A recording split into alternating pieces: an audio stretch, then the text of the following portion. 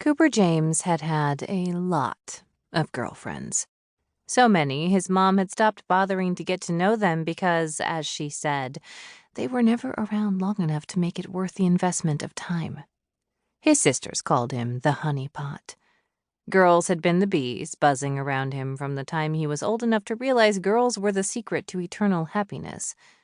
When Cooper was 15, Mindy Farthing's father caught them having sex in their barn and threatened to shoot Cooper's balls off if he ever went near Mindy again.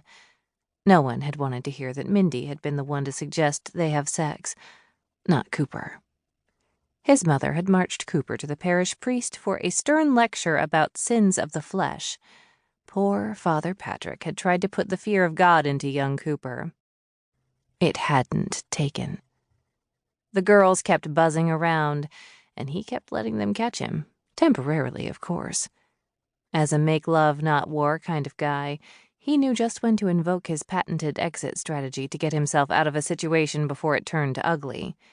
As a result, most of the women he'd dated in the past were still his friends, regularly checking in via text to see how he was doing.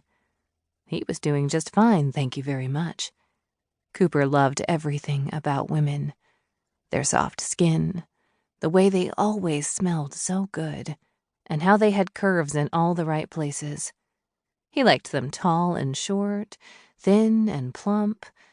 He loved the tomboys as much as the princesses, and more than anything, he loved how freaking brilliant they were. They kept him constantly intrigued as he sought to understand what made them tick.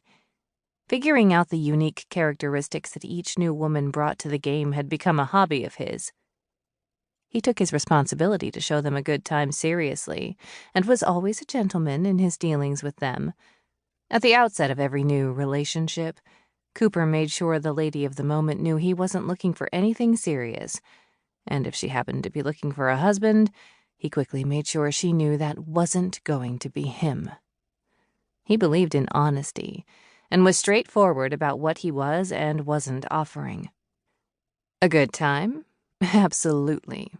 A ring on her finger? Hell no. Why would any guy want to settle down with one woman when he could dine at the smorgasbord? That said, after spending time with his brother Jared and his wife Lizzie, Cooper saw that Jared had found something special with his wife. If someone like Lizzie came along, Cooper might be tempted to give up his serial dating ways to settle down. But thus far, he hadn't met anyone who'd made him want to change his life that dramatically. That was, until he'd come across the goddess of all goddesses swimming in Jared's pool on Gansett Island. Gigi Gibson. He still couldn't believe his Hollywood crush lived in his brother's Gansett Island garage apartment and was swimming in his pool. In a white bikini. Dear God, the woman was so smoking hot that Cooper had been tongue-tied around a female for the first time in his life.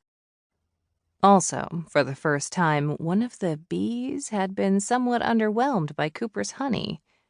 She'd played along with his flirtatious banter, another of his trademarked skills. But he had a feeling she'd be fine if she never saw him again.